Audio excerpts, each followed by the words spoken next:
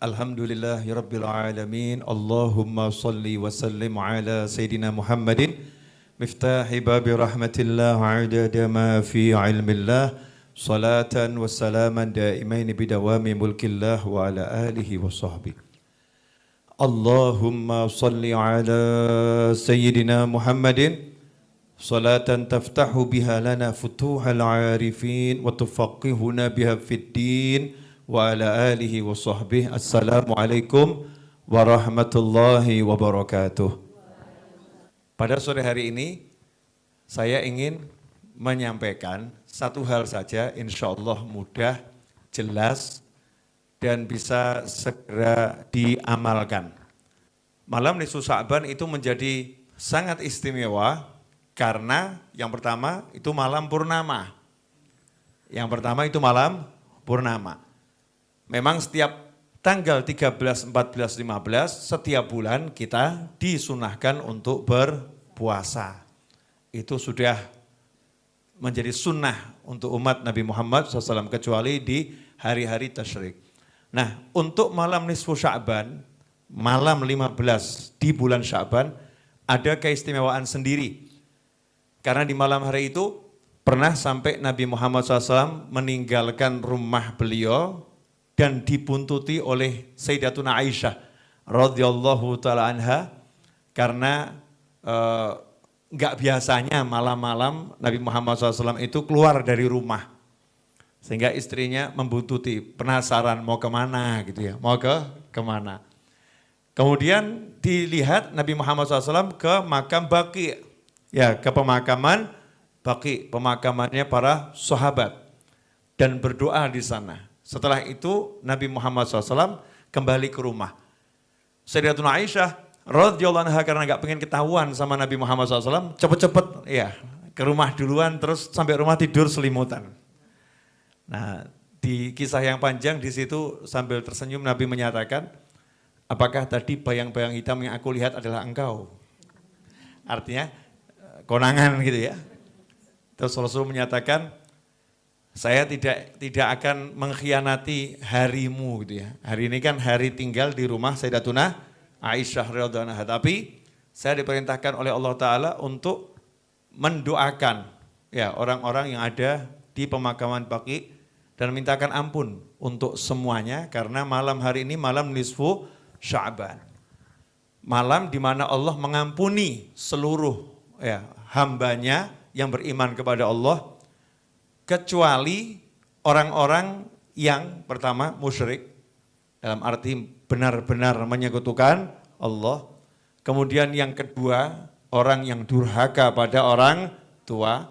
Yang ketiga, orang yang memutuskan tali silaturahim. Yang keempat, ya orang yang saling bermusuhan.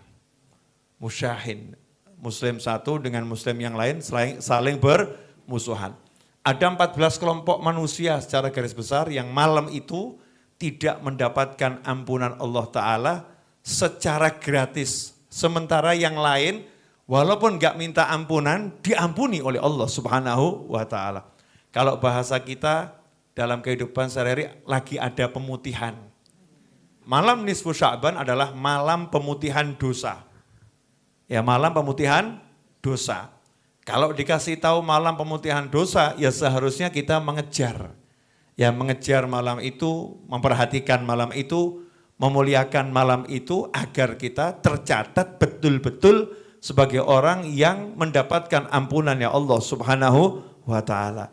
Karena orang yang pengen sama orang yang gak pengen pasti kan beda ya. Kalau kita pengen ya nanti dikasih sama Allah Subhanahu wa Ta'ala. Kadang ada orang nanya, kenapa dibuat acara doa malam nisfu Sya'ban? Ya agar orang-orang seperti kamu ingat. Kalau enggak diselenggarakan pembacaan doa malam nisfu Sya'ban, banyak orang yang enggak ngerti kalau malam nisfu Sya'ban itu jatuh pada malam itu. Satu. Ya, banyak orang yang enggak ngerti kalau malam nisfu Sya'ban itu malam pengampunan. Ya, karena itulah dibuat doa bersama di malam nisfu Sya'ban. Nah, insya Allah kalau di Majlis Ar-Raudhah seperti biasa, sholat maghrib berjamaah, kemudian sholat sunnah ba'diyah 2 rakaat, kemudian sholat sunnah awwabin 6 rakaat, 2 rakaat salam, 2 rakaat salam, 2 rakaat salam. Setelah sholat sunnah awabin baca Al-Fatihah, surat Yasin dan kemudian berdoa ditutup dengan sholat isya berjamaah. Nah, apa itu manfaatnya? Banyak, menghidupkan waktu di antara maghrib dan isya. Hari-hari biasa seperti menghidupkan seluruh malam. Seperti orang bangun tahajud sepanjang malam. Kemudian orang yang berdoa setelah sholat, doanya pasti diterima oleh Allah Subhanahu wa ta'ala. Orang yang berdoa setelah baca Al-Quran, doanya pasti diterima oleh Allah Subhanahu wa ta'ala. Kenapa yang dipilih Yasin sama Al-Fatihah? Karena Al-Fatihah ummul kitab. Al-Fatihah itu induknya Al-Quran, sumbernya Al-Quran. Kenapa yang dipilih surat Yasin? Karena Yasin qalbul Quran. Surat Yasin jantungnya Al-Quran. Jadi kalau kita nggak bisa baca semuanya, ya ambil ibunya sama jantungnya. Ya ambil ibunya sama jantungnya. Agar apa? Agar apa yang akan kita minta itu lebih cepat, ya terwujud, lebih cepat terkabul. Meskipun Allah maha mengabulkan semua doa. Tapi kesungguhan kita itu dinilai sama Allah Ta'ala. Beda loh ya orang mau minta pakai hataman Quran dulu sama minta ya bismillah, alhamdulillah, sholawat ya bagus ya. Tapi kalau hataman Quran dulu kan beda itu. Ini ada kesungguhan ya sebelum meminta.